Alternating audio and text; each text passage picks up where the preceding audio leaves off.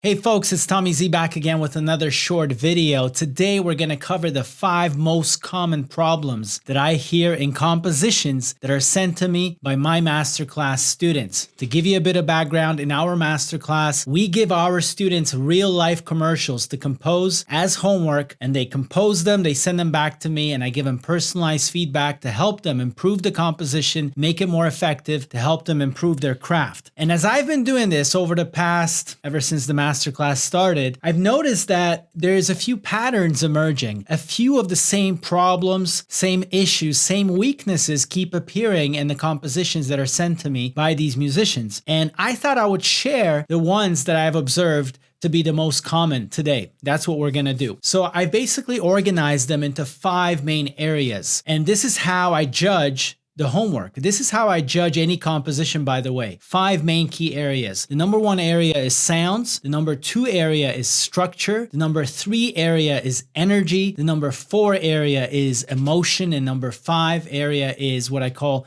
magic moments. We'll explain what that is in a little bit. So let's start with sounds. What do I mean by sounds? Sounds is simply the way you use sounds. What are some of the most common problems that I see? The first fundamental problem is I see or I hear a lot of sounds that are not right for this particular setting, story, and context. What do I mean by this? I mean that, let's say we have a commercial that is all about nature. Let's say it's all about farming, and my students will be familiar with this commercial. We have a farmer out in the field, and he's talking about his love of farming, and he's talking about it as a family tradition for generations. And visually, we see beautiful shots of the field, of the wheat, of the farmer in slow motion, putting his hands through the wheat. Everything is so organic and so natural and so beautiful. And what do I hear in some of the compositions? I hear electronic sounds. I hear artificial sounds. I hear heavily processed sounds. Now, this creates a dissonance because what I'm hearing is not compatible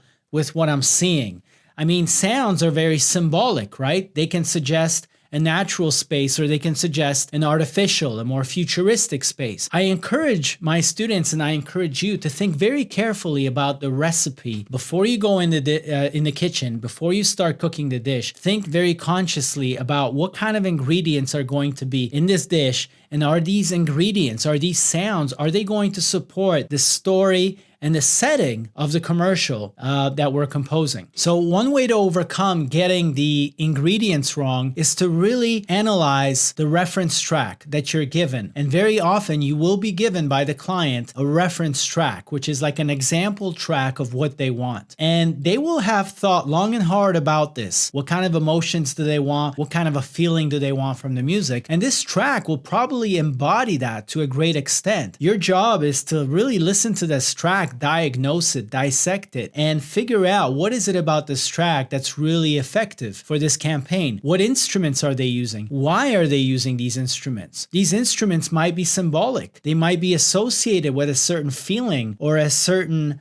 vibe that the brand wants. You want to keep to that. You want to stick to that. You don't want to start inventing your own ideas about it, because then it's very likely that you're going to go off track and you're not going to be on the same page as the brand, as the ad agency, and as the music producer that's working with you on the track. So that's the first thing. Make sure that the ingredients you're using in your dish will actually support the story, the structure, and the setting of the campaign that you're working on. The second problem that I see with sounds is that they are sometimes outdated. You can hear it right away. You can hear it in the string sound. If somebody's using a violin or a string library, you can tell that it's an old library or it's not a very good library. Now, as you can imagine, brands want to stay cutting edge. They want to be the latest and the greatest. They want to be seen as authentic, as knowing what the latest is, as being fresh, as being contemporary. They can't afford to basically have music that sounds stale or outdated. Stale or outdated music would never actually make a final commercial. But I'm talking to you as a freelance musician who's trying to get a shot with music production companies. The moment that they hear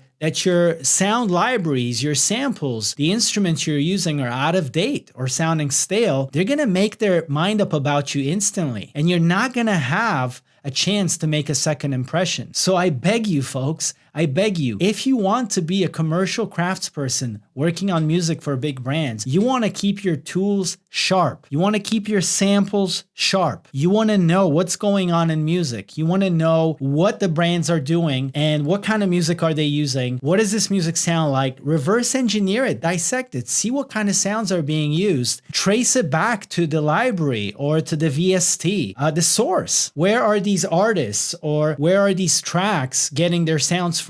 And make them a part of your toolbox. It's very, very important. Okay, another problem with sounds that I sometimes encounter is when I hear a beautiful bass line, this beautiful sub bass line. Could be an 808, it could be some other sub bass line, and I can hear it in my headphones, I can hear it in my monitors, and it adds beautiful fullness to the song, to the score, to the mix. But the problem is this, folks. Imagine this. Once I accept your demo, I have to pass it forward to the ad agency and the brand, and they're gonna listen to it. And do you know how they're gonna listen to it? I kid you not. They're not gonna listen to it on quality headphones. They don't have studio monitors in their corporate office. They're gonna open their laptop and they're gonna put their ear to the speaker in a conference room somewhere on the 37th floor, and there's probably going to be phone calls and other people around them. That's how they're going to listen. I kid you not. It's dreadful, it's terrible, but this is the way it goes down. And the laptop that they're going to be using, especially when we're talking about brands, is probably not going to be a 16-inch MacBook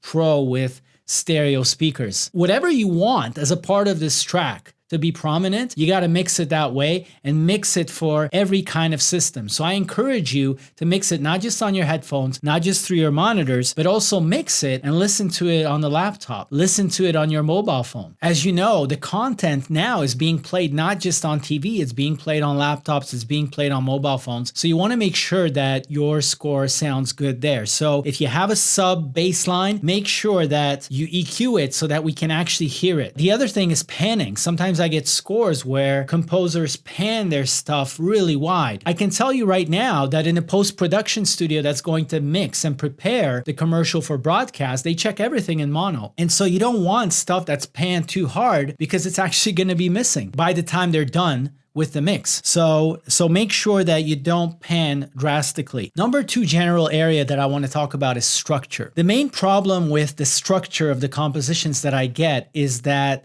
they all start, they go through a middle, and they end, some of them sounding pretty much the same from the beginning through the middle all the way to the end. So there's not enough evolution, there's not enough changes, there's not enough twists and turns, and most importantly, this is the most important thing, some of the scores don't acknowledge the very important moments in the film, in the commercial, that the client, the brand wants underscored, that they want highlighted with the music. Some of your compositions just go right over that. And it's as if the composition is basically working according to its own laws. So if it's like 130 beats per minute and it's got this groove, well, that's going to be the groove all the way throughout. Well, folks, the very specific skill that you have to learn if you want to be a composer for moving media, especially for commercials, because they're very tightly packed, they're short, they're compressed, and a lot of changes have to happen in a short time. You have to learn the art of evolving your composition and making it dance with the visual. And sometimes you got to be very flexible. Sometimes your composition has to do things in a very short amount of time that a song normally wouldn't do. The first most important thing before you sit down to compose is to actually design your composition. And this is what we teach our masterclass students. I call it the Quincy Jones method because that's where I heard it. He talks about chalk, watercolors, and oil. So he says you don't use watercolors before you use chalk. First, you draw the structure, the outline of the painting. Then you fill in the outline of the chalk with watercolors. That's the emotion, right? And then you use oil. Last. Oil is last. This metaphor is very good for us because to me, oil is like fiddling with the hi-hat. It's like EQing something that's not even going to be that important to the track. And so many of us do that first. No, what you got to do first is draw the outline of the track. Here's going to be the intro. Next, we're going to bring in the beat. We're going to have the beat go on for about 5 seconds. Then we're going to take it to the next level as far as energy. Then we're going to stop for a minute, right? And prepare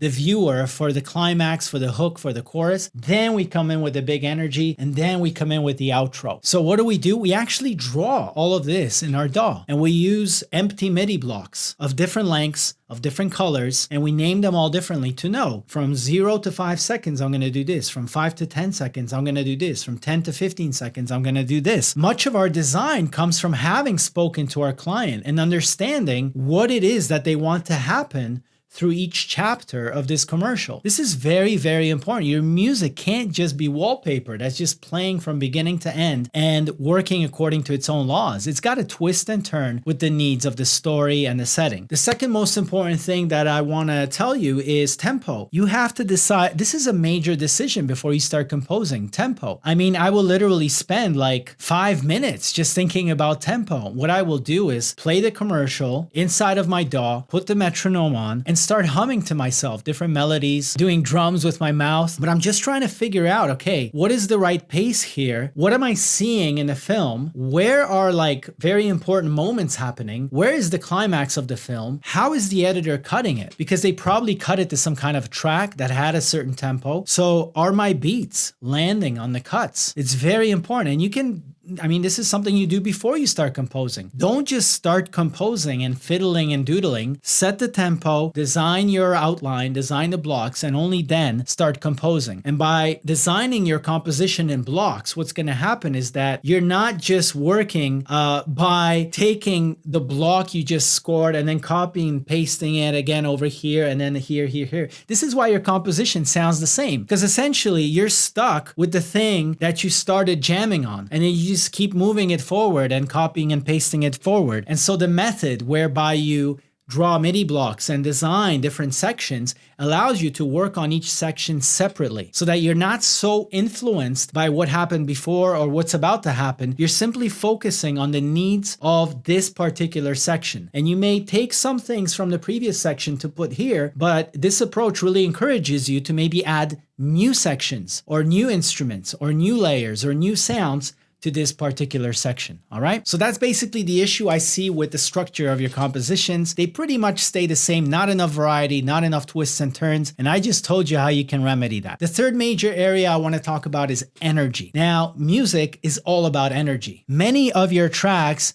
have a decent amount of energy, and you know what? Not every commercial requires a lot of energy. But for commercials that do, and for moments in commercials that require energy, I find most compositions could really, really amp it up as far as energy. Where you start with your composition, and as you keep increasing in energy, when we get to the climax where I want the energy to really come through the speaker, I'm normally underwhelmed. Like, I feel like there's still enough room for you to experiment with adding more energy to the track, to making it bigger, more anthemic, wider, just bursting with energy. And I find a lot of the compositions are just underwhelming in that regard. They will have good energy, but for some reason, it's like the musician hesitates to really blow up the track and really take it to the next level. And that's something that even we struggle with. You know, many times I will compose something and the film director will say to me, I really want more energy. And I'm like, really? There's already a lot of energy there. But guess what? I'm used to what I've been jamming on for the past few days. So I think it's a lot of energy, but I have nothing to compare it to because that's all I've been listening to. Whereas the film director will listen to it and they're looking at it objectively. They're just judging it on its own merits and they're like, this just doesn't have enough energy. Energy is something I really, really encourage you to experiment with in the right commercial, of course, in the right case.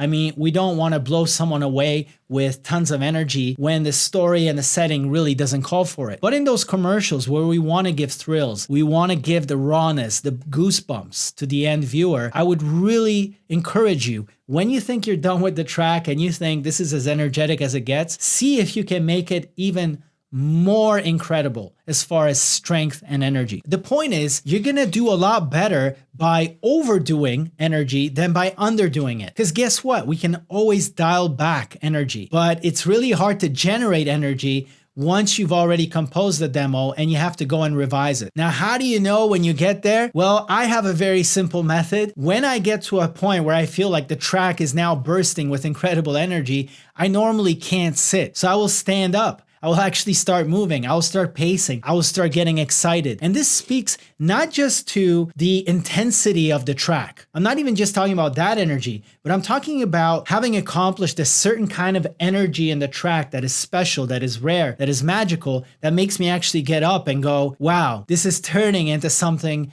beautiful, magical, wonderful. Every one of you musicians is striving for that moment. Every musician in the world right now that's sitting in a studio is searching for that magical moment. This is how you know. If you're sitting there and you're feeling comfortable and you're just nodding your head with your headphones on and you're not standing up and you're not going, wow, man, something magical just happened, then it's a good bet that your track might be flat or not having enough energy. Okay, so that's energy. We've already covered 1, sounds, 2, structure, 3, energy. Number 4 is going to be emotion. I'm sorry, I'm looking down here, but I got my notes here. I want to make sure that I don't miss anything. So, emotion. This is probably the most difficult thing that not just beginning composers struggle with, but accomplished composers in our business still have a hard time with this. And it's not because they don't know how to create the right emotion for the track, but it's because the idea of emotion might be interpreted differently by the composer, by the film director, by the creative director at the agency. You know, Steve Martin, the comedian, he had an amazing quote. Talking about music is like dancing about architecture. So I've had many projects where I've had a conference call with the client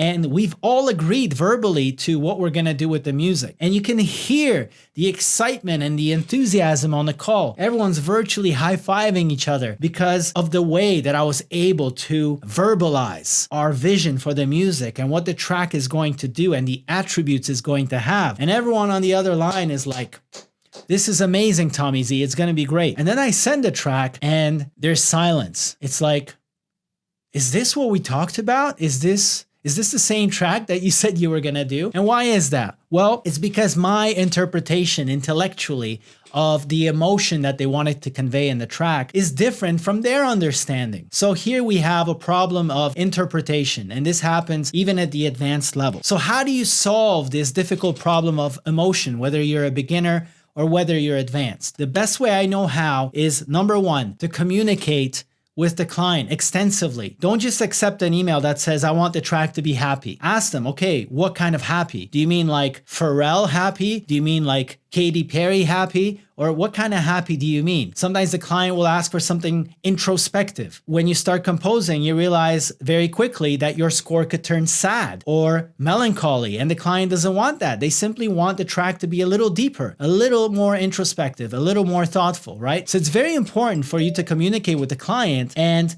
establish not just one word, but like find 5 or 6 different words for happiness. Try to find as many words. Challenge your client to come up with as many words as possible. But better than words, probably the most effective method that we use is what's called a reference track or a mood or a temp track. So very often by the time they get to you as a freelance composer and they ask you to compose the music, there will already be some kind of a track that they've been playing with that they like, that conveys the emotion. Very often it'll be a track that they can't have. And this is why they will ask us to compose the music from scratch and to create something like this track. I think this is the best opportunity to actually get on the same page as far as the emotion, is to analyze this track, is to really dissect it and go, what is it about this track that's creating that emotion? How is it creating that emotion? Is it the chord progression? Is it the performance of the vocalist? Is it the scale that they're using? Is it the sounds or the instruments, right? You really want to dial in, what is the track doing? What kind of emotion is it generating? And then try to replicate that blueprint in your own music without copying the reference track. Now, even if the client doesn't have a reference track to give you, you should come up with your own reference tracks. You should create a Spotify playlist and just look at the edit, look at the film while you're listening to some music on Spotify, create a folder, pick your best examples and go send them to the client and go, is this what you mean by happy? Is this what you mean by introspective? Is this what you mean by haunting? Talk about music by listening to actual examples and not just using words. Words can be interpreted differently, but when you're both listening to the same